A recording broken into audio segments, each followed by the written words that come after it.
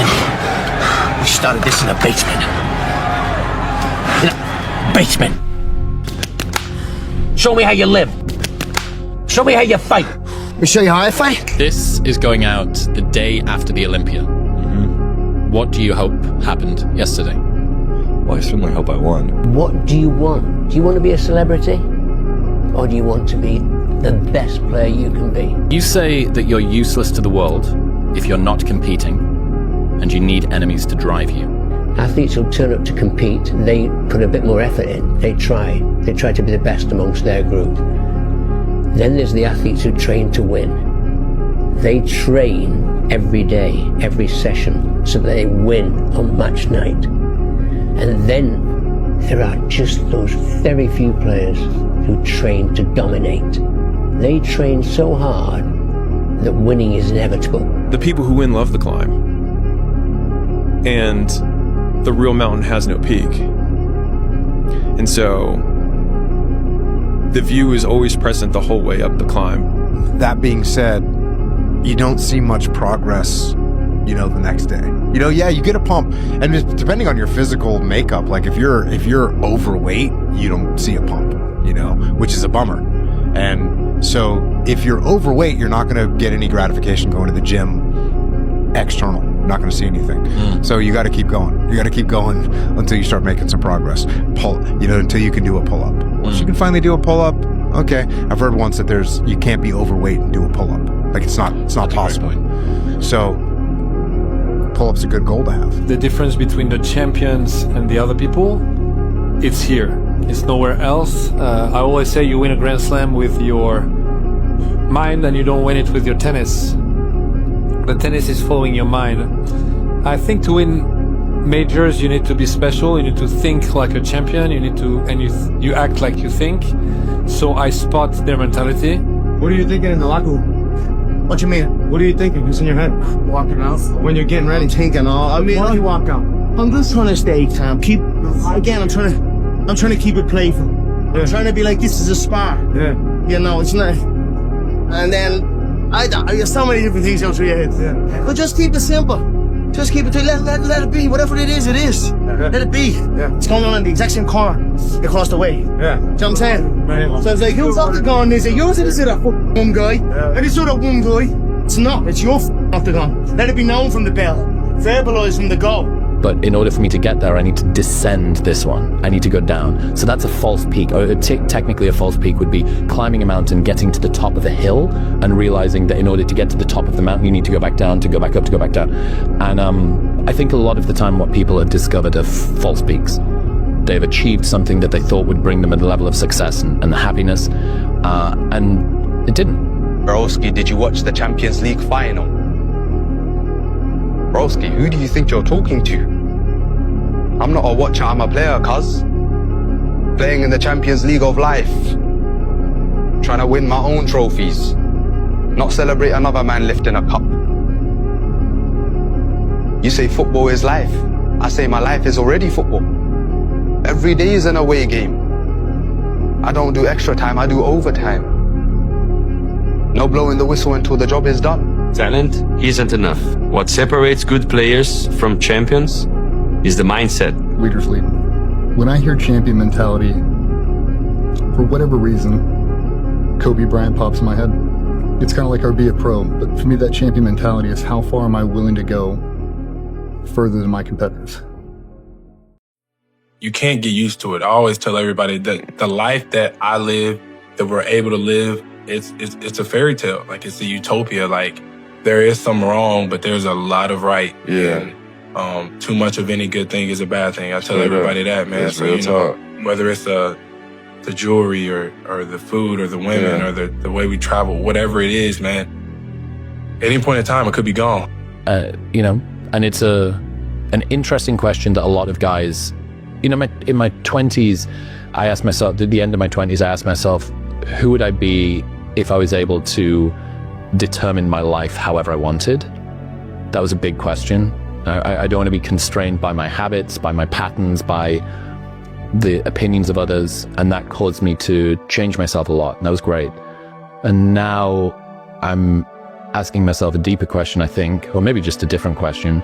which is, who would I be if I wasn't constrained by the need to perform? If you're training 3 hours a day, I'm training 8 hours a day. The difference is you're going to do it 3 days a week. I'm going to do it 7 days a week. And I'm going to continue for 20 consecutive years. That's the champion mentality. I'm just going to go further than you. Why? Because I said I would. If I look at Kobe Bryant, if Kobe Bryant's father was a professional golfer and Kobe Bryant picked up a golf club when he was 5, we'd still be talking about Kobe Bryant. If Tiger Woods would have picked up a baseball bat, we would still be talking about Tiger Woods. If Michael Phelps would have ran long distance, we'd still be talking about Michael Phelps. They have an addictive personality and they are obsessed with winning. What's the difference between the guys who are elite and the guys that are world champions? And he said it's the world champions that are prepared to do the most boring work with the least amount of complaining. Preparedness to accept, no matter how good I get at this thing, I will always have to do boring. And that's not a bug, it's a feature. And not only is it a feature, it's a source of competitive advantage, because as things get more salubrious, as you raise up through the ranks, other people will have the same thought that you do, which is, I shouldn't need to do this anymore. So if you can continue to lean into the stuff that you did at the start, at the end, that's where the competitive advantage lies. 10 years, me and you gonna have matching Benzes? 10 years? Think of more like 10 days, man. Pull yourself together and quit tripping cause you in the process. God is processing you. He ain't through with you. If he was through with you, you would not wake up in the morning. Those times when you get up early and you work hard, those times when you stay up late and you work hard, those times when you don't feel like working, you're too tired, you don't want to push yourself, but you do it anyway. That is actually the dream. I wanted to read you a quote from 2013 that you said, "I've lost my mind on this game, like Vincent van Gogh, dedicated his life to his art, and he lost his mind in the process. That's happened to me, but f*** it. When that gold belt is around my waist, and my mother has a big mansion, my girlfriend has a car for every day of the week, and my kids' kids get everything they ever wanted, then it will pay. Then I'll be happy." When I found the gym, I was able to escape just all those thoughts. I was able to be like, okay, when I'm in the gym and I'm lifting weight, it's so much harder to think about my childhood, my life, my past, my dad, the thing that makes me feel bad, like all these things. Like I realized, like, yo, this is just like nothing else existed. Yeah. So that's why, like, I got so I felt so in love with it, because it's like, how could I not want to do the thing that makes me feel like I can be calm? Is it okay if I take a break from hustling and come back to it later? Yeah, sure, G, sure. Take a break. I mean, it's not like it's gonna get harder to make money later. Take a break. Take a break. Kinda like that one guy who was looking at Bitcoin in 2010. Yeah, he also said, let me take a break. I'll come back to it later. He came back 1 year later. The price was 12,000 times what it was before. He just lost the opportunity to make £1 million because he said, let me take a break. So yeah, take a break. Take a break, G. It's calm. In fact, why don't you go for a real break and hop in your Lamborghini? Take it for a cruise round the city. What? You don't have a Lamborghini? Oh, well, I guess you can't take a break then. Let's go. Come on. Let's go. Come on, Bass. Come on.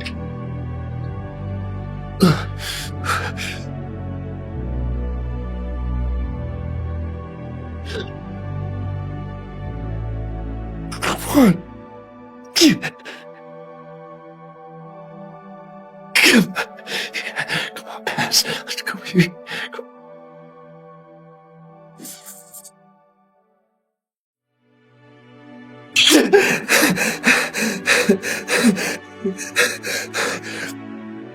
Come on, G. We cannot be tired until we own Lamborghini tires. Keep your foot on the gas. When was the last time your parents took a break from raising you? I bet they need a break. We cannot be tired until our parents have been retired. This is the second time I paid for the family holiday. Trust me, it feels good.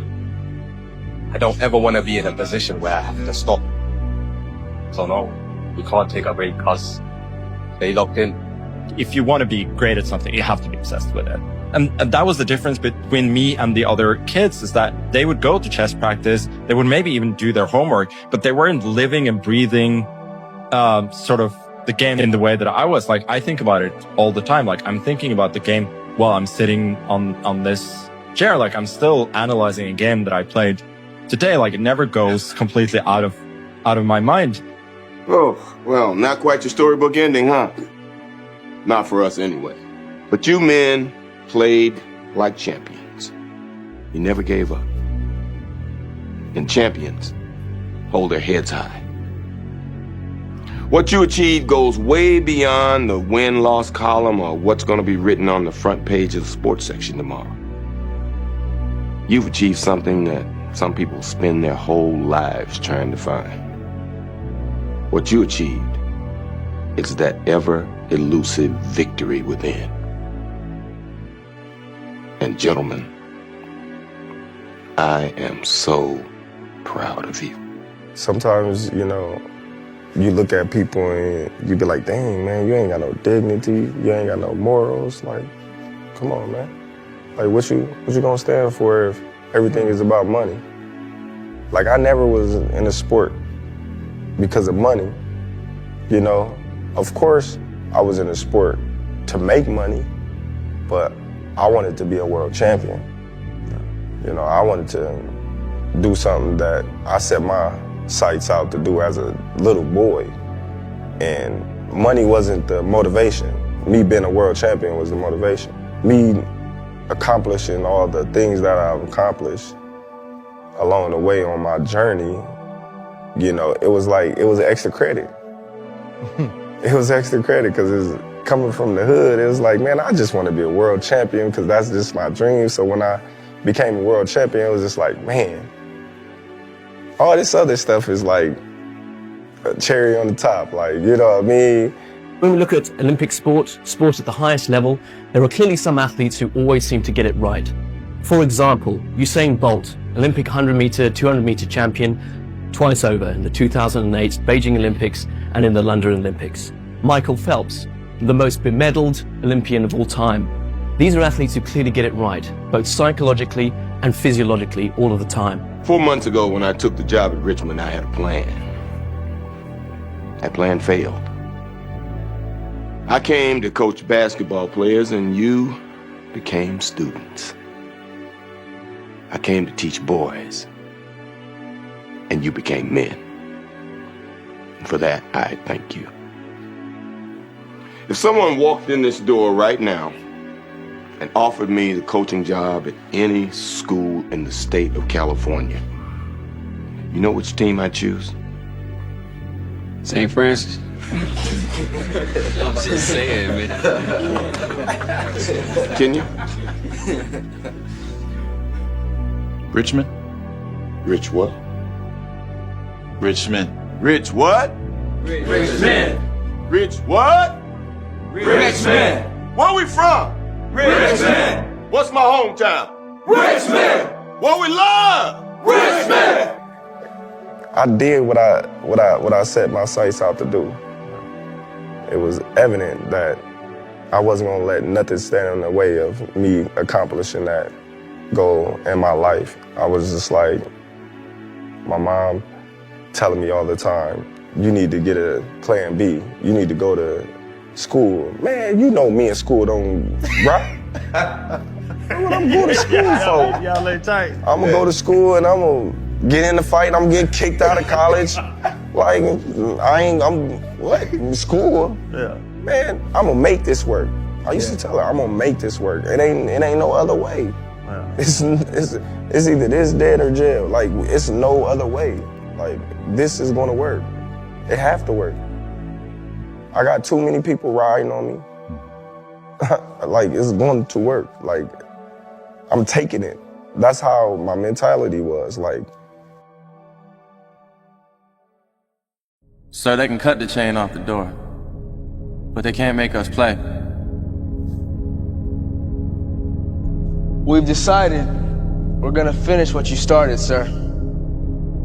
Yeah, so leave us be, coach. We got do, sir? Our deepest fear is not that we are inadequate. Our deepest fear is that we are powerful beyond measure. It is our light, not our darkness, that most frightens us. Your playing small does not serve the world. There is nothing enlightened about shrinking so that other people won't feel insecure around you.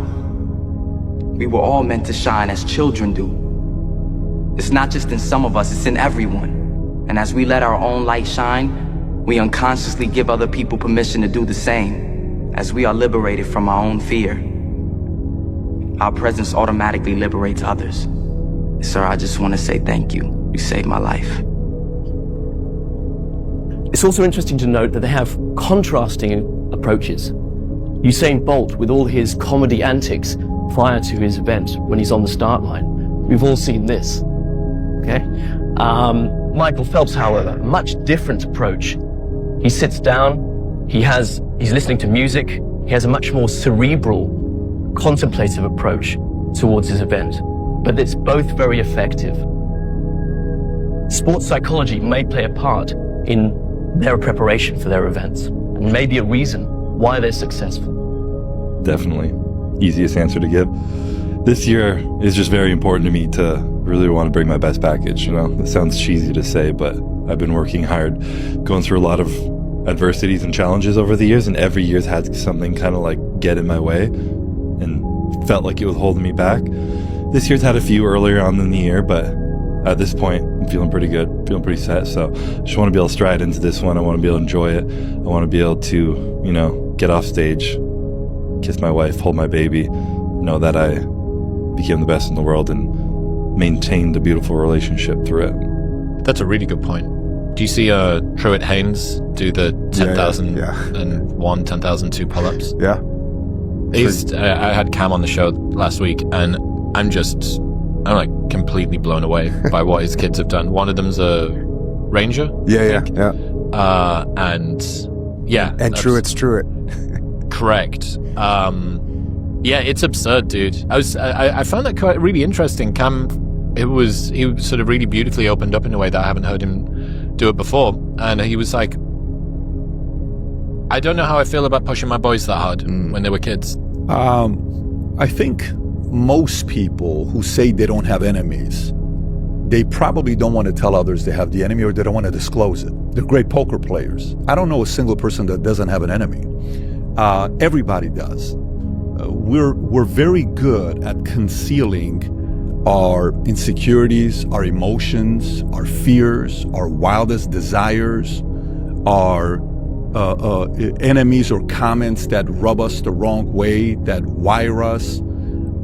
We are very good actors, incredible actors, right? Now, if you have a long time of talking to somebody and you kind of watch them closely, and the more they talk, and then eventually you're going to find some leaks. You're like, oh, I just found one right there. Boom, I found one contradiction right there. Boom, I found one. And you're like, okay, interesting. We all have a little bit of that. Believe in yourself or invest in yourself. Do more of what you can to be great at a craft or a vocation, or to get what you want. You know the story of Sisyphus? A man that was cursed to roll the boulder up a hill for the rest of time by the gods. This man gets cursed, I think he was a demigod, gets cursed to roll a boulder up a hill. It's a heavy, heavy boulder. He rolls it uphill, and just as he gets to the very top, he stumbles and it falls down and crushes him. And he needs to walk back to the bottom, turn around, pick it back up, and Albert Camus' famous line is, we must imagine Sisyphus happy. That this pointless pursuit, that he finds joy in the process of doing it. I don't care what nobody say. I don't care what nobody do. This is gonna work because I can control it.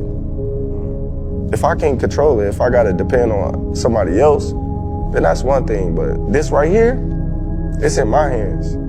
Nobody else's. Like, nobody.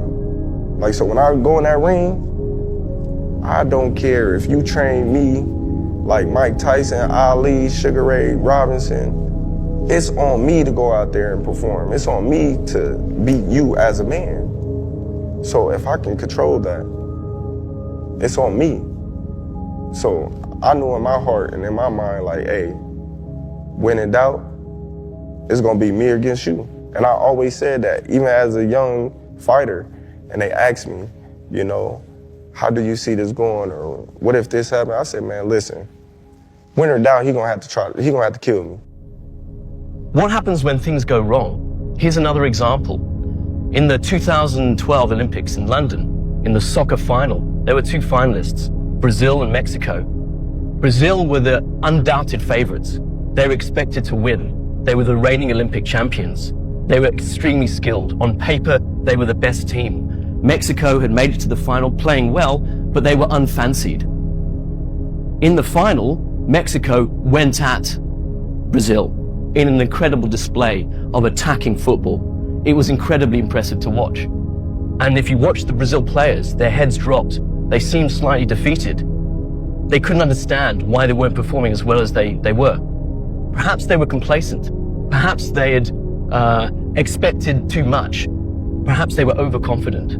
The Mexicans had nothing to lose. My name is Alisson Becker, and this is the Champions Mindset. What I've learned on the biggest stage in football can help you to build the same confidence. These are the mental tools that help me win trophies, and they can change the way you play. Build the mindset of a champion. I'm playing in a league where other players came in with the best connections, sponsorships, the best coaches. I entered this league with nothing but talent and a hustler mindset. They asked me what position I play. I play every position, cuz. See, when the vision is so specific, you can't even rely on other players. Do they see the pitch the way I do? Probably not. They attacked with fervor, and they won the Olympic title. They were the Olympic champions over the fancied favorites.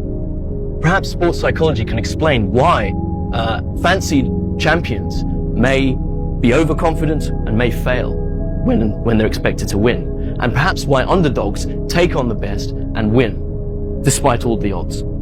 I think a lot of the discontent comes from the judgment people have about what they should or should not do along the way. And so they take my description as prescription for what they should do. So I describe my life and then people think I'm prescribing what they should do, and it couldn't be further from the truth. If you want to take a break at every 2 steps and take in the view, do it. I mean, in 4 generations, no one will remember your name. And so enjoy the view if you feel like it. I just happen to enjoy how much I can see that I can do. Yeah. Show me who you are. It's hard to say how important it is because I haven't had this success without her, but I can't imagine it in any other way. I think, you know, in the meaning we find in life, it's beautiful to do hard things and to accomplish things.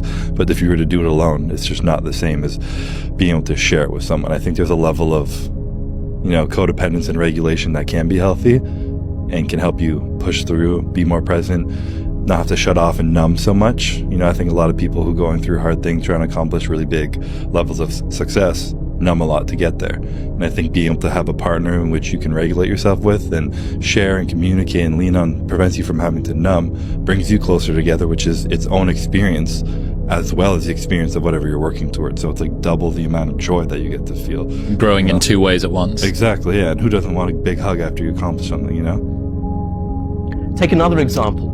James Magnussen, a man with seemingly unshakable self-confidence. He said he was going to win the 100 meters sprint final in the pool at the London Olympics. He was extremely confident. But in that race, he was out-touched on the line by Nathan Adrian by 1/100th of a second. And that was devastating for him. You could see his body language after. He was destroyed. Perhaps he was overconfident. Perhaps, though, his confidence in the events leading up to the actual final, perhaps his confidence belied an underlying low confidence. Perhaps he wasn't very confident inside when he should have been supremely confident of his abilities because he was the world leader in the event. So perhaps psychology may have played a part, but in particular, it may help when overcoming such a devastating defeat for the next event. I wonder if we can imagine Icarus happy. I wonder if we can imagine the guy that is flying toward the sun as, well, he had a view that nobody else got from up there. And he only did it once, and the wings melted. But What if he'd run that experiment a few times, and what if he had a little parachute that could have sort of brought him down? Yeah. You might have realized that was just a one-off, and actually, I think you can get closer. Right. Yeah. We must imagine Icarus happy, I think, is a cool idea. Yeah, and, you know, he regulated his breathing as it got so hot and sweaty. And he learned. Somebody swung by, and he got a backpack with water on him next time. Yeah, he used the stronger glue. More feathers. Yeah. He stitched it. You know what I mean? Mm-hmm. Came down a little more tan than the time before. But I do think that when you study the people that do something very big, I'm not talking about small, I'm talking really, really big. We're talking about some interesting people today. You and I have somebody we both respect a lot, Robert Greene. His books, I'm sure you love his books. I love his books. 33 Strategies of War. I couldn't put it down for 2 years straight. I listened to that book every day in my car, straight, every day. It was on repeat for 2 years straight. Why though? Because I innocently got into sales, and I had a good time in sales and business after I got out of the military.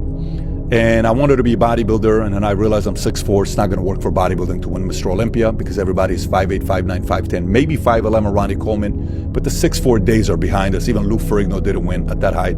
Arnold did. Because he might got a plan B, but I don't. So that's just it. That's why you undefeated, because if they had to kill you, man, they gonna have to kill me. Something you said stood out to me. You said it was either this, which is boxing, dead, or in jail. Why did you feel like those were the only 3 options for you? Because I felt like I was too small for football. I was too short for basketball. I wasn't smart in school. I wasn't the brightest kid. You know, so it's like, what else you gonna do? Yeah. You know, when I'm looking back at my life, it's like, what else would you have been good at? That's what I enjoy, and I feel like I am most present when I work. And so I'm not going to go into work-life balance, whatever, because we already know where that conversation goes. But people have a harder time accepting that someone can just work all the time and truly love it. And I define that by there's nothing else I would rather do at any time. And so for me, I feel like I exercise absolute freedom in my life. And freedom is reinforcing for all species. Can't even trust them, man. Some of these players will watch you dribble past the whole defense and then wait in the box to score a tap-in. And then they celebrate like they set up the whole play. No credit to the man who assisted them. Nah, man. I'd rather do it all by myself. One-man army. And I don't even cheat. No hidden tricks. No match fixing allowed. Because it's easy to fool the VAR. But I got a GOD watching me. Can't fool him, can I? Michael Jordan has said, I've missed more than 9,000 shots, lost almost 300 games, and 26 times I've been trusted to make the game-winning shot and missed. I fail over and over and over again, and that is why I succeed. Michael Jordan is one of the most famous basketball players in the world, though he was not always a star. He didn't make his high school basketball team because he was too short and wasn't good enough. He could have quit, but instead he had the mindset to continue and get better. He was practicing each day before most people were even out of bed. And because of this, he not only made the team the following year, but he went on to become the greatest player of all time and a true champion. Yeah, I was born with club feet, and you know, early on in you know my childhood, my mother discovered it that my feet were growing inward, and so she caught it early, and so of course took me to the doctors, figured out it was club feet, and so as a youngin, they put these corrective shoes on me that was connected by a bar. And it kept my feet fixed. And so My older brother and my older sister always tell me that, I used to try to crawl around, with the brace, tied to my feet, because they were running around playing. You couldn't play? No, I was just crawling around. I was really, really young. Yeah. And my brother always tells me that, I would cry because I couldn't play with him. And then he said, I just drag you around the house and then you loved it. I had the drive, but I didn't have a mindset. I didn't have the fortitude to be like, hey man, go up and take on culinary arts or something like that. And I'm thinking boxing, I'm thinking fighting, because I had so much aggression in me. It's like, you don't like authority, you don't like taking orders. So where are you gonna go to build a career at? This year I've been thinking a lot about the sacrifices that come with success. Nothing comes for free. And I've reflected a lot over the years of how much of my mental peace I've had to sacrifice to accomplish what I've accomplished. And it's just been a lot of waking up at 5 a.m., going through the day, wake up, weigh myself, weigh my food, do my check-ins in the mirror, go to the gym, work out, how strong, everything is am I good enough? Am I being enough? Am I doing enough to win the Olympia right now? It's all just compared to being Mr. Olympia, to that level of success. And, people talk about what you sacrifice to be great at things, and then I'm you don't get to go hang out with your friends. You don't get to go party, go eat, go do these things. But I think for me, the biggest sacrifice has just been my mental peace. So the goal this year has been trying to find that, maintain it, have the mental peace while also thriving at a high level, and seeing how I can do that as efficiently as possible. And I'd like to be able to say I did so successfully. Freedom is one of the most positively reinforcing thing that people have, that everyone wants freedom. Everybody wants to be able to say "f you." Right. But once you say "f you," you have to do something, because you can't just stand there and saying "f you" over and over again for hours for the rest of your life. You start to do something, and that thing that you choose to do after you say "f you" is what you want to do. That's an interesting point. So there are certain things that you have to do to get to the point where you don't have to do things you don't want to do. And then when you're liberated, there is a whole new challenge now, because it's a completely blank map where you have to actually define that. That's one of the things, about working for yourself. There's a lot of derogation about 9-to-5s and university education and kind of the typical track and stuff. You should be very cautious about criticizing people that have more normal salaried 9-to-5 jobs. So it's you're gonna be hustling in the streets. Is it? So it's nah, it's boxing. That's what it is. It's boxing. Boxing saved my life. Boxing kept me, sane, because I love to fight. I want to fight. You say something crazy, are we going to fight? Everything was about fighting. The question that comes to our mind is, can we all learn to have a mindset of a champion? A mindset is a word describing how we think. There are two types of mindsets. 1, a growth mindset, and 2, a fixed mindset. A growth mindset is when somebody believes they can learn to be good and they can learn to get better. They are not afraid of challenges. They continue when things get hard. They know that they have put effort in to learn, and they learn from criticism. They are also inspired by people who do well. Michael Jordan has this trait, though another person with a growth mindset is The Rock, Dwayne Johnson. He was cut from the Canadian Football League early on in his career. He could have quit, but instead he worked very hard, faced many challenges, and is now a super famous movie star. I'm not sure. I still have a level of neuroticism in me, even though I've been succeeding for 5-6 years now, and it's definitely gotten better. I don't focus on perfection. I focus on just doing the best I can. But even within that, I have that voice in my head that will look at myself every now and then and be like, it's not that I'm a person, but if I'm trying to be Mr. Olympia, you're not doing enough. And it creates an impeding anxiety upon myself, I'm not doing enough. And that's not an overwhelming thing all the time. It's a drive for me to keep being better and keep pushing more and more, but it's a lot. So I think being able to manage that is one of the most challenging things of maintaining success for an extended period of time. There's two different mindsets when you win something. There's, I won, I did it, I'm done. And then there's, I gotta do better than this. I won, now I have to maintain this. Not only maintain this, but this is the bare minimum of what's expected of me, and I gotta do better now. Mr. Cruz. I'm impressed with what you've done, but you came up short. You owe me 80 suicides and 500 push-ups. Please leave my gym. Thanks, Clyde. Gentlemen, see you tomorrow. I'll do push-ups for him.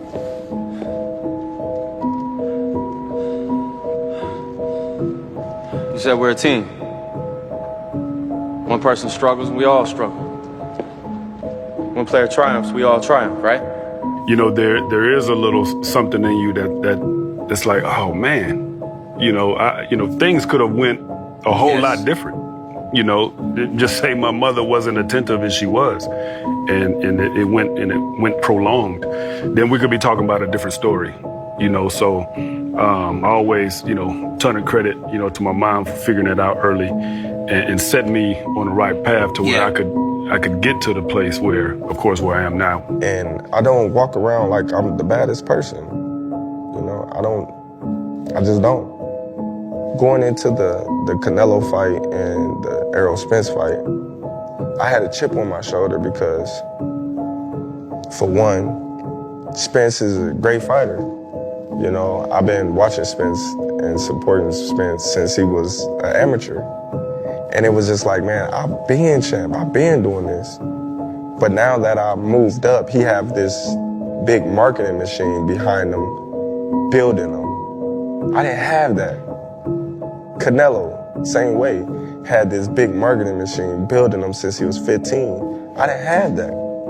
So all the things that they had to make them this star that the whole world see them as, I didn't have that. Because I look at most of my friends and they can't not take their work home with them. So for certain psychological makeups, who's more free?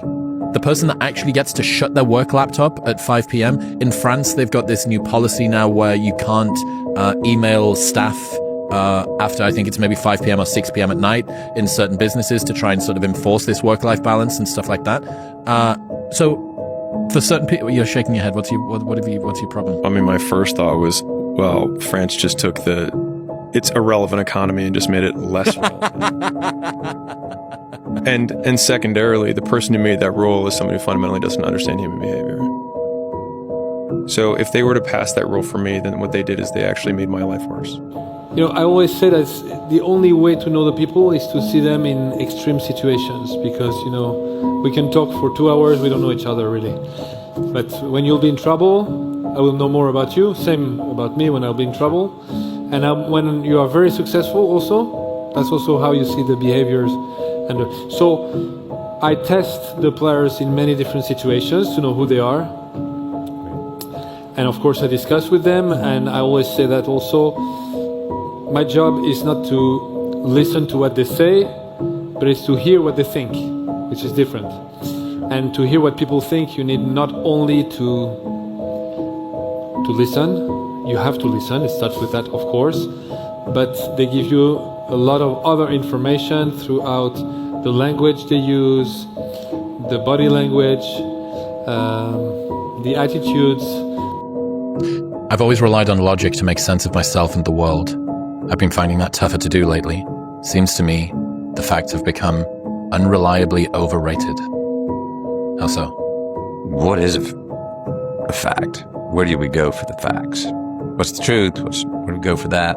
That's probably a bigger question than what's a fact. I think the facts are an underdog right now. And I'm not sure where to go to find them. The math doesn't seem to be adding up. I'm not looking around so much, and part of the reason I wrote this for my own spiritual therapy, I found myself getting cynical, looking down my nose, not giving people the benefit of the doubt, stereotyping, objectifying full group people and groups. And then the scary part was I started to entertain the idea of, yeah, man, it may just be how it is now. What is your deepest fear, young man? Let me go back on what you said. I never feel like I'm the toughest or I can just whoop everybody. You know, I'm a man first. I'm a man, so I'm not going to tolerate certain things from other men in a disrespectful way. You know, I just always had that chip on my shoulder, like, man, there's some things that I'll stand for, but there's some things that I won't. And I think all men is like that. So there's the balance of all that. And I think over the last couple of years, I've been able to really be able to fix my perspective on just being grateful for the privilege of it. You know, there's been times where I thought I was going to stop competing because the pressure felt so high. And then when I started to step away from it, I was like, fuck, I would really miss this pressure. Like, I have something I love about it. There's something I love about being put back against the corner, like knowing that there's a lot of work I have to do, feeling like I can't accomplish my goal and you're going to have to do it. There's something so like simple and beautiful in the meaning of just doing something that difficult under that level of pressure that you're choosing to do. You know, people say you find meaning in suffering. And I think if you put yourself into like a meaningless suffering, it's kind of just, it's dumb. There's no point. You're just hurting yourself for no reason. But if you can find your meaning in just doing hard things that are as close as possible to suffering, that you're still benefiting from and you still enjoy, I think it's beautiful. With the big entourage, I never had that because I never wanted that. I just wanted to be me.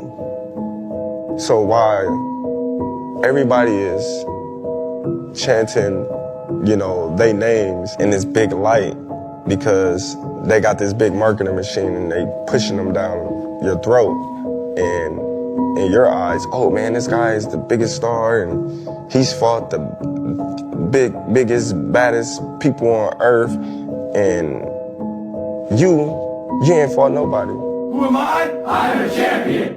Who am I? I'm a champion. Who am I? I'm a champion. And that scared me. And then I got angry at that, and I'm still in the midst of some anger with that, which is a bit of that rage thing, which makes me act upon it and go, bullshit. I'm not conceding, and I don't think anyone really wants to concede that that's just the way it is. And if it is the way it is, and the reality is not enough to get off to, let's go to the dream. Let's flip that script. I always have gone from nonfiction to say, let's make that the dream. Just keep living. Art emulates life. And that's, in the recent years, has started to pay me back less. How much does that to do with my own eyes? Probably quite a bit. But whatever it is, I'm still seeing it. And I want to fight against it. You know, so many people always talk about the journey and they say, well, this was that and this was that, but you're thankful for every single step. Yeah. But as you are able to now be more athletic and do the things you do, expectation follows you quickly. Yeah. And I dealt with that also. In Louisiana, I won 3 state championships in wrestling. Yeah. I was the outstanding wrestler 2 times. So people then started to expect me to do something following high school. Yep. You were Mr. Football. That expectation's tough, especially in a state like Ohio, where football really does hold a lot of weight. Elon buys Twitter. Elon finds out that 80% of the staff base just drink smoothies and go on hot girl walks all day. And he fires them. And says, this team, it was him and a bunch of Asian dudes, selfie, and he says, this is the team that's going to run Twitter now. And he puts, I think, a job posting out, maybe on Twitter, and he says, I want people who want to work harder than they ever have on the most difficult problems in the world, and blah, blah, blah, blah, blah. And he got tons of shit for it, and they said, this is a regressive policy for industry, this is taking people back to sending kids up the chimneys and so on and so forth. And it's just a complete failure of theory of mind that there are people out there for whom that is the job advert. I want to work harder than I ever have on the most difficult problems in the world at an intensity that would kill most people, because that's where I derive. And then when I got into sales and everybody was a fan, then I started competing, still a little bit of fan, but when I started the insurance company and then I started growing market share really, then a lot of those people that were fans then started undermining. And I said, got it. This is how it works. You can't be this naive. You can't be this innocent. Competition's out there. If you want to kind of go out there and take market share from others and you want to get bigger, you can't expect for people to sit there and like everything you're doing. That's when I realized you got to choose your enemies wisely. So it's like, all right, well, I'm getting it the hard way. So you will see once we fight. And I just wanted to show the world, anytime that they ever doubted me in life, the outcome was I beat them and I made it look easy. What fight elevated your stardom the most? Gamboa. Really? Gamboa. Over Errol Spence and Canelo? Yeah. No. I'm just saying that was the start of it all. Right. Got you. Because you gotta think, a kid from Omaha going all the way across seas to Scotland to fight Ricky Burns, two division champion in his hometown. Nobody really expected me to come back victorious. So I flipped it and said, let's go to dreams. Let's go to poems, prayers. These are pursuits of an ideal beauty. These are in between the lines. This is in between the math. This is not academic. This is not intellectual. These are ideals that we pursue, the beginner's mind that we have as a child before we know worse. And I don't want to be ignorant. I don't want to be foolishly optimistic. Let's look to those and believe that we can still make those real. What was that experience like for you, growing up and being the best player at a very, very young age? You know, there was expectations, but I go back, you know, a little bit further. My older brother was a star in our town. You know, he played football, you know, ran track, wrestled. He did all of those things, and so for me, I don't think necessarily the expectations were there. I was always kind of in the shadow a little bit. That's hard to do. That was hard. Yeah. And so, you know, I was called his little brother all the time. Oh, that serious little brother, you know. And I didn't like the fact that people weren't calling me by my name. That I didn't like. And that was the thing that really motivated me. It's like, no. I'm not Terry's little brother. I'm Charles. I'm Charles. You know what I mean? And so from that point on, it was, I'm going to make you guys remember my name. Let that bring rhyme to the reason instead of looking to the reason to find the rhyme. Let's get the rhyme communicating with the reason. Because life around us is all like reason, neck up, man. So I want to pull some weeds here on this pathway. Open up this one-lane dirt-top road with potholes, and it's a one-way going the opposite way. Which way I want it to go? It's going away from the heart. Yeah. I'm gonna clean that up a little bit and go, let's get you two communicating a little bit. You're not going to win every time, bud, because we like our reason. We want to mind ourselves. But when we make a decision, we have any kind of certainty, or we make a judgment, let's have our heart be a two-factor authenticator before we make that decision. I think a lot of the confusion around the people who are wanting to work harder than they are, or don't like that I work hard or that you work hard, think that they take this statement as a judgment or a criticism on how they live their life. And it's because on the other side of that free line, you're like, okay, I'm now free, I have a blank slate. If I do something or you do something that they deem painful for them now, or something that they don't enjoy, they then say, you are suffering, and that is bad. And both of those things I reject wholeheartedly. First, you don't know that I'm suffering because you have no idea what's going on inside of me, and also, what does your judgment mean at all to me? They knew I had the talent and the skills, but nobody thought that I can go over there in hostile territory and dethrone this guy. So when I did, everybody was like, oh, wow. Well, feed him to Gamboa. Gamboa on the pound for pound list. Gamboa the baby Tyson. Gamboa got the name, the recognition, and, you know, everything that they wanted to build off of. They threw me right to the wolves. And then when I was victorious, they're like, oh. That goes for the compassionate side. That also goes for the consequences and of saying the buck stops here with ourselves and others. Yeah, it's interesting. There's this story of Churchill, and he's showing a young MP around the House of Lords in the UK. This is before World War II. You can imagine that they're wandering through these dusty hallways. Over there's the toilets, and over there's where we have a cigar, and blah, blah, blah, blah. Anyway, they go into the chamber, they go into the House of Lords, right? The difference, actually, the distance between the two front benches is the same distance as a longsword held out at arm's length from both sides, which is a kind of a funny vestige of evidently what they were worried about in the Middle Ages, and they've just continued to update, but they've never changed the distance of the front benches. Anyway, about this young guy who's probably full of testosterone, and he's here with Winston Churchill. You go in and this young MP starts gesticulating at the other side.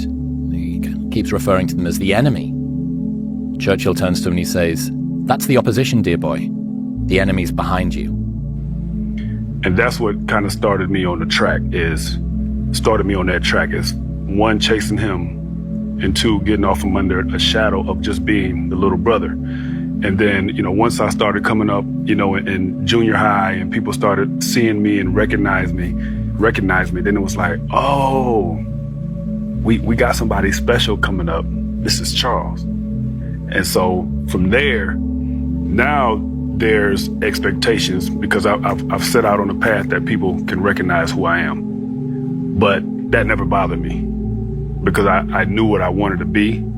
I knew that I was, I had some natural gifts, but I think here is where the separation comes is, what do you want to do with it? Because I could naturally go out there and do my thing, but what do you want to do beyond that? And that's where the separation comes. What's better? Take eight big risks in life, sin once, miss the mark once, but get achieve seven out of 8, or take 100 risks and achieve 8 of them. My hunch is that if there's a God, he's saying, go for the 100 and get 8, rather than 8 and get 7. If you're not taking enough risk to sin or miss the mark, which is what sin means, to fail, then what are you doing, man? Don't come back with even money. Don't come back with safe bets, which that can become a sort of recessive peace and namaste. No, it's almost I don't think it's what the mystics meant when they were like, be disattached. Maybe we need to see a little something with him, Throw me again. Like, the fights that I was fighting, wasn't nobody really trying to take those fighters, at that point in time. Why? Because, either they was dangerous fighters or their name wasn't big enough to chance. You learned that young? Yeah. You recognize that young? Yeah. Man, I swear to God, I sit here with all these great champions and the stories. Charles, I was 15 years old when I said, I'm going to be a world champion. And the kids in my neighborhood were like, you're crazy. Yeah. But you got to be a little crazy to have a goal that's big. You do. Right? You got to be a little crazy to go, man, there's 8 billion people in the world, right? So many of them play football, but I'm going to win the Heisman Trophy. That's one of the vicious double-edged swords of having success. If you have that kind of mentality, which I know all too well, that anytime you reach a new high or achieve some new kind of bar, hooray, we did it. Immediately the next thought after that is, oh, I now need to do it again, but better. That's now the next minimum. Yeah, and I've had conversations with many people about the possibility of not having that and just being able to enjoy it and relieve the pressure on yourself. And, there's all these studies that come out talk about motivation and drive, saying that you can get more from coming from like a secure place rather than beating yourself up. And it's like, it depends on what your version of success is. Like, can these people live a life to be more happy and fulfilled? Yes. But will they be Michael Jordan and have 6 championships? Dude, probably not, Well, that's the thing. You see things. So you watch, I watched college football, or I watched the NFL. I watched the Heisman Trophy ceremony. And so I remember in high school, telling people, man, I'm going to win the Heisman one day. They thought you were crazy, though. Dude, what are you talking about? Exactly. So what are you talking about? Like, dude, I'm going to win the Heisman Trophy. You talked about Mr. Football. So in high school, I was a running back. And, that's what I was Mr. Football for, because of offense. And so it was very easy for me to say I'm going to win the Heisman Trophy playing offense. Yeah. And that was my mindset. Like, dude, I'm going to go to college. I'm going to win the Heisman Trophy. Like, whatever. You're just talking. But then when you put the work in, it happens. I'm telling you, Charles, I would say that. And they're like, you're from Louisiana. We don't even wrestle. We play football, basketball, and baseball. Yeah. I was like, but I'm going to be a world champion in wrestling. A year later, I was wearing the United States of America on my chest, wrestling in the 16-year-old world championships, and everybody's like, maybe he's not so crazy. Yeah. Another very good example, Rory McIlroy in the 2011 Augusta Masters. He was expected to win. He was amongst the favorites, certainly. And he's an extremely talented golfer. In fact, he's the one player that all of the people on the tour, all of the golfers on the tour, the PGA Tour, fear the most. And yet, on the day when he was leading, on the final day of the event, he was leading by 4 shots. He'd played superbly on the previous 3 days. He experienced a catastrophic drop in his performance. He shot a round of 80, and this is something that professional golfers can do in their sleep, certainly very easily, because they frequently shoot rounds of 70 or below, and that's a good shot. So 80 was a catastrophic failure, and he ended up tying for 15th place. And I love that story. And the reason that I love that story is that it often reminds us that symbolically we believe that the biggest obstacle we have to overcome is out there, and many times the call is coming from inside of our own house. I think that the worst enemy that many people have is the voice that's inside of their own head. Now, this voice has probably maybe come from the outside world, but we've now internalized it. You know, we have become our own worst enemy in some regards. Yeah, and by the way, that's one of the enemies. There's a Tim Cook internal memo that he sent. There's a saying that if you do what you love, you will never work a day in your life. At Apple, I learned that is a total crock. You will work harder than you ever thought possible, but the tools will feel light in your hands. So you'd think that sort of devastating performance may have impacted on his mind. However, only 8 weeks later, he won the US Open, and there was no sign of the lack of confidence and the fact that the pressure had got to him that was displayed when he was in Augusta. So it seemed that he picked up the pieces. And what is it that made him do so? Sports psychology may indeed have the answers. So elite athletes, coaches, and the people who surround athletes know very well the importance of sports psychology, and they're beginning to embrace it. Sports psychologists are often included in the teams that surround athletes nowadays. They can mean go embrace, but for highs and lows and pains and pleasures, understand that those outward things are not the things to be attached to for your own identity. It's got to be inward first. Enjoy those, partake, but don't become attached to those for your measure. You know, he's like, I regret in some ways doing them. He told me this story. His son that's a ranger, I think was maybe a prison warden or something like that. And had, good, stable, steady job, contributing, law enforcement-y stuff.